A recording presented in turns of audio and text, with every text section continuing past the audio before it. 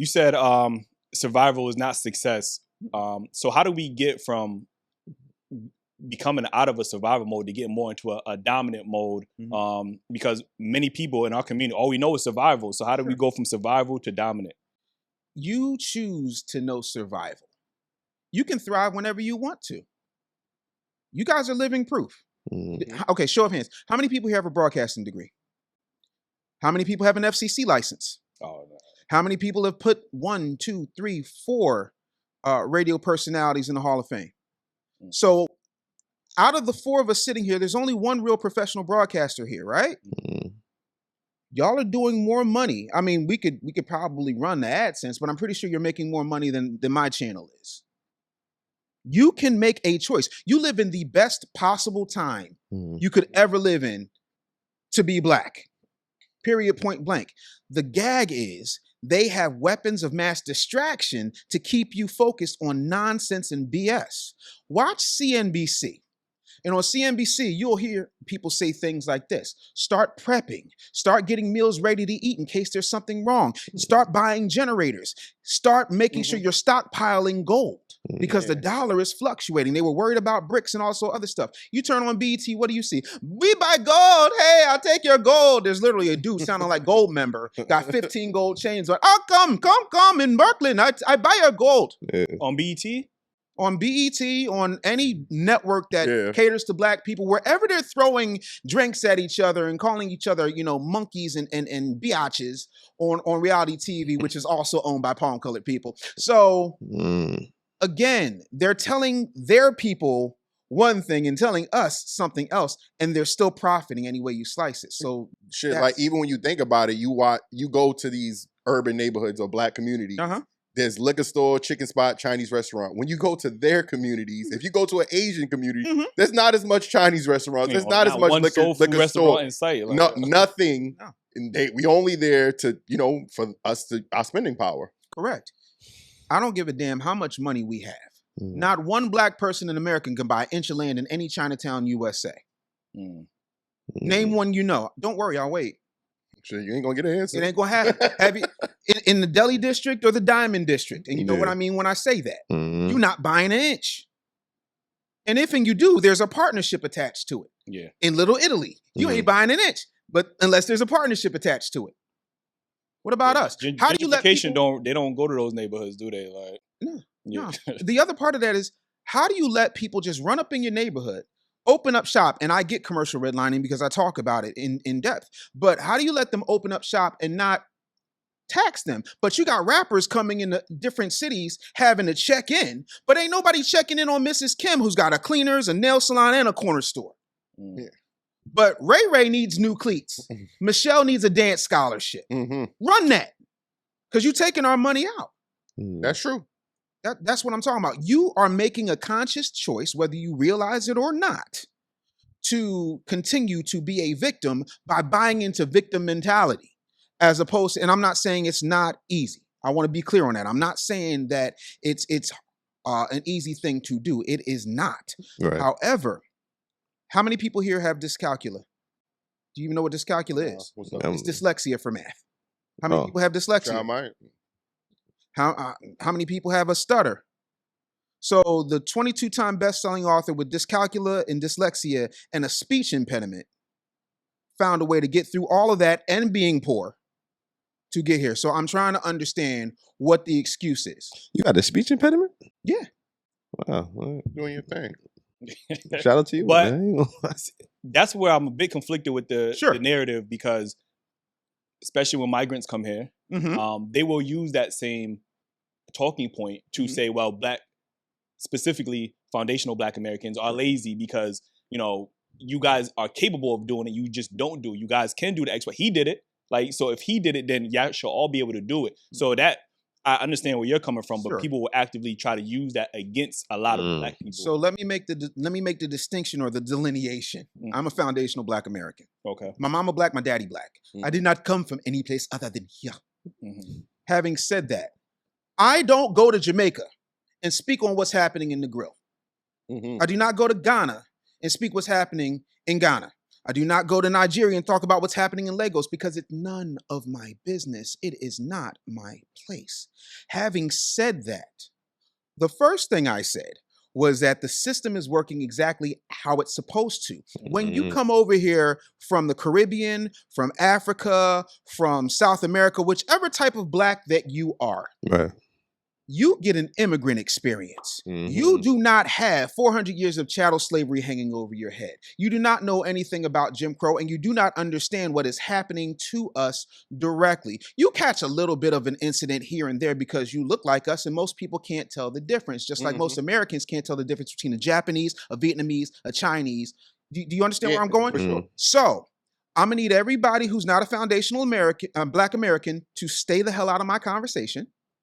Understand it's not your place, and realize that we have things to do. I'm not saying that we're lazy. I'm saying no one is teaching us, and we rely too often on other people to handle what it is we need to handle. And here's what I mean by that. Name me the Jewish American hero you learned about in school. Who that? Jewish American hero? Yeah, name them.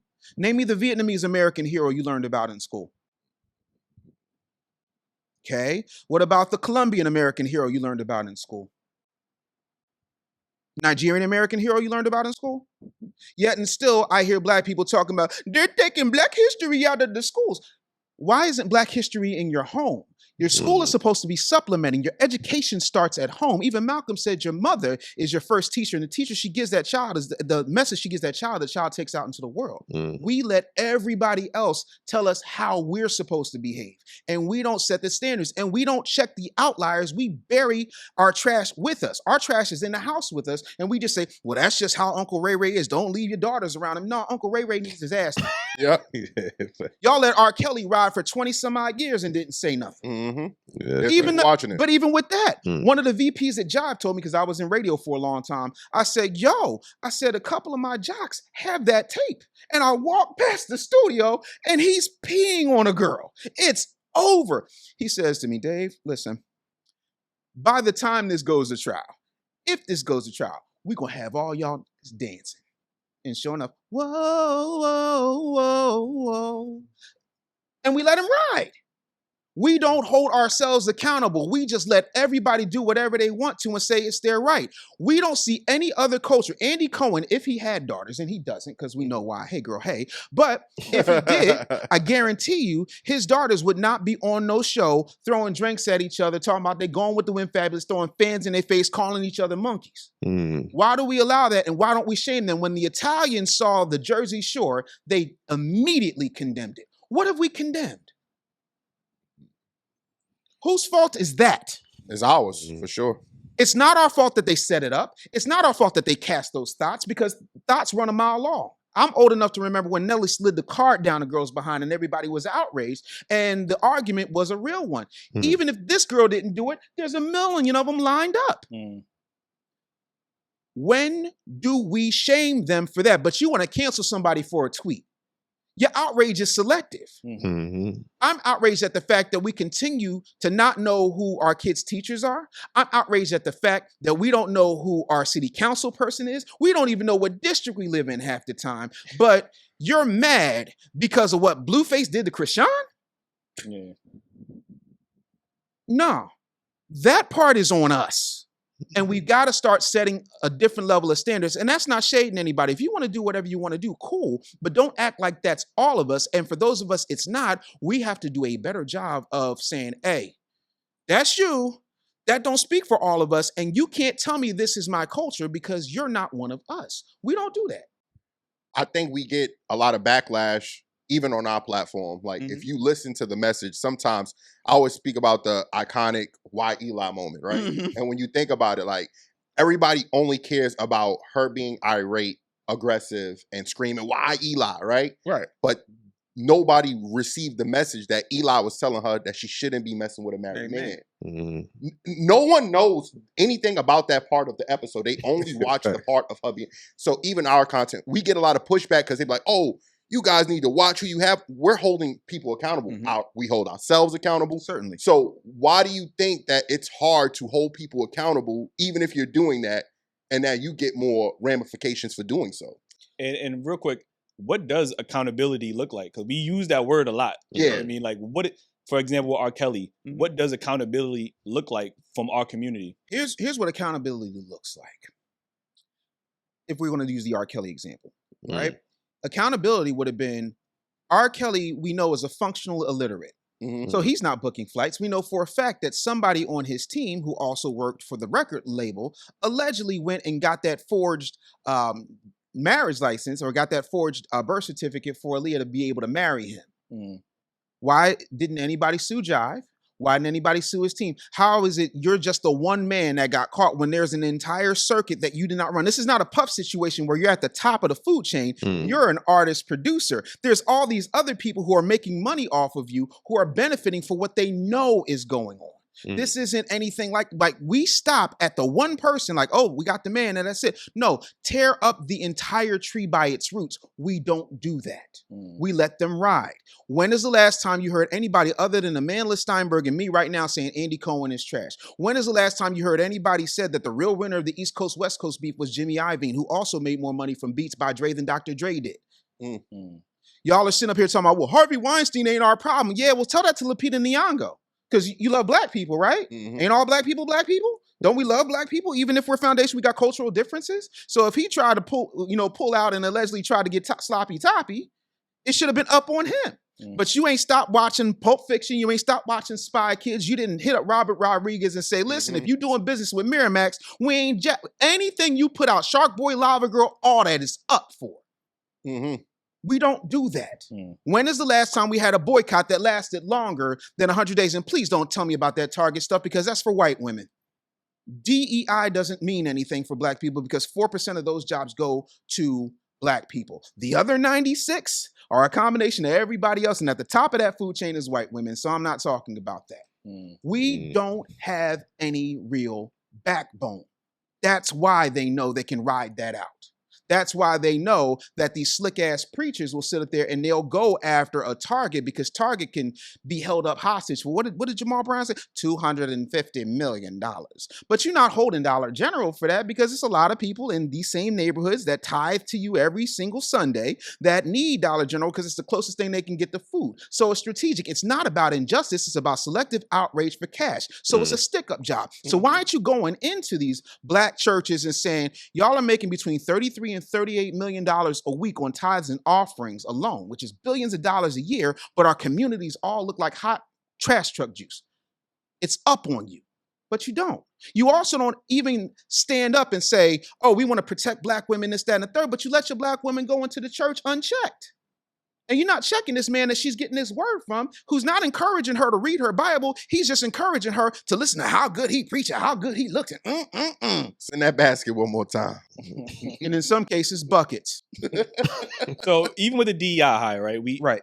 I often hear about, just like you said, that white women are, they benefit the most, just like affirmative action. So why, even recently, when we have these reports talking about 300,000 black women have lost their jobs due to like DEI hires and stuff. Why don't we ever hear these numbers en masse about white women losing their job or losing the benefits or losing X, Y, and Z? Why does it always seem like we are the ones that are, losing or being at risk the most with DEI? Show me a time in life in America for black people where black people didn't go out and get their asses kicked and then somebody else benefited. I will give you examples. If you look at the movie Glory, it is about black people fighting in the Civil War, and they're so happy to fight in the Civil War. But guess what they did? They put them on the front lines, and they got a failed general or failed young white general that nobody respected to lead them because nobody else wanted to do the job. Right? You look at Red Tails. Oh, we fighting because we want to be able to fly the jets and we want to take on Hitler. Name me 5 Tuskegee Airmen. Yeah, I could do this all day. You got to stop with the pop quizzes. You're making us look bad out here. No, I'm not trying to make you look bad, but I'm trying to show you that we're focused on the wrong things. Another part of that is no matter where we go, we continue to do this. Do you know what the Black Liberation Movement was? What was that? The Black Liberation Movement was happening the same time as the Civil Rights Movement. The difference was one was black, the other one was civil rights, so that fat, ugly, out-of-shape white women can be stewardesses on Pan Am. You ever been on a Pan Am flight? Of course you haven't, because Pan Am folded. You want to know why? Because there were no baddies giving people nuts. Civil rights is how they shoehorn them into it. The number one minority in this country is white women.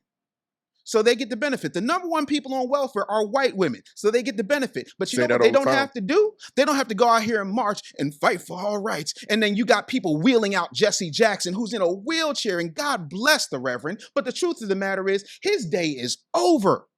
I remember watching Jesse Jackson in 1988 run for president.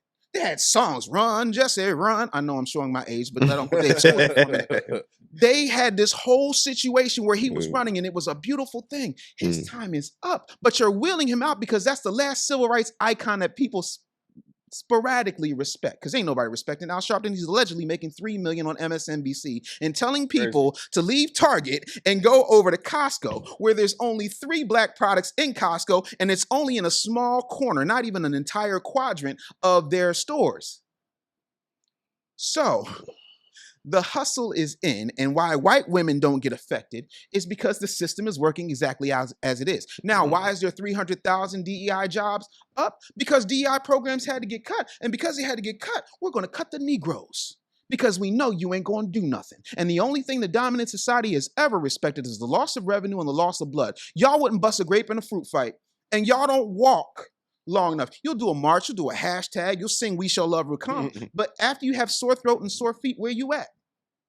Not to mention the majority of us are fat, obese, and not necessarily moving in a way where you're physically intimidating to somebody without a hammer. But don't you think that if other races, you say we will march for a period of time or whatever, but if other races was to do the same thing, it would be effective for them. Yeah, because we got up. I'll give you a real world example. About 15 years ago, I'm working at a station called Power 99 in Philly. There were some Asian kids who were being bullied by some black kids. Do you not know that they had the mayor, the city council, and the school board, and they all had a meeting, and then after that they came to the radio station to talk about different programs and things that they wanted to do to make sure that those kids were taken care of and protected?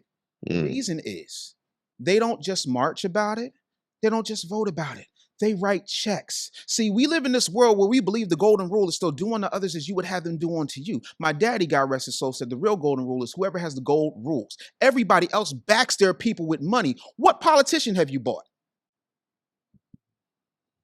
Thank you. That's why they ain't worried about black folks, because you're not backing nobody. But do you also think because that their home countries back them? Again, regardless of if their home countries back them or not, yeah, they can go back to their home countries. I get that. My point is, even if they couldn't go back to their home countries, they are still participating in group economics, and they're buying their politicians. America has always been for sale. Malcolm X told you that, you didn't listen. The boys told you that, you didn't listen. God, I hate to say it, Kanye told you that and you didn't listen. Because anytime he says something, he crazy. But it's funny how he's 100% right. We do not write checks to the people who will do what we need them to do. It's not enough to vote, because once they got your vote, they done with you. So it's not about their countries backing them. It's about the fact that they are greasing palms and we're not. Name me 3 black PACs. You can't. We got to get more active in the way they play the game. It has nothing to do with the fact that they can go to Kim Jong-un or whoever the hell else. It has everything to do with the fact that all we do is sing and march and thumb thug and hashtag. We do not shut them down with money. So what would that look like? Okay. City council, right? There is a guy I have been backing for 15 years. His name is Kenyatta Johnson. When I started backing him, he was a state rep. He switched places with his homeboy Jordan. Jordan went to the state. Kenyatta went to city council. I have backed him, not only with my endorsement, but financially every single election from the time he became a junior city councilman to now he's the city council president. If there's a problem, I'll call Kenyatta. Do you remember a few years ago when that thing happened in Starbucks in South Philly, where the guys tried to use the bathroom? There was a whole big protest and there was all this stuff. That happened in Philly. It happened in Kenyatta's district. I called him. He said, Dave, I'm already on it. Next day, CEO of Starbucks is here. That's what it looks like. If you can't get somebody to a point where financially or through your power or your platform that you can pick them up and they owe you favors, you're not playing this game right. Everybody else understands that but us. That is it. That's what it looks like in real time locally. I'm not talking about the big orange man with the weird hair. I'm talking about what happens locally. If we handle what happens locally, everything else will take care of itself.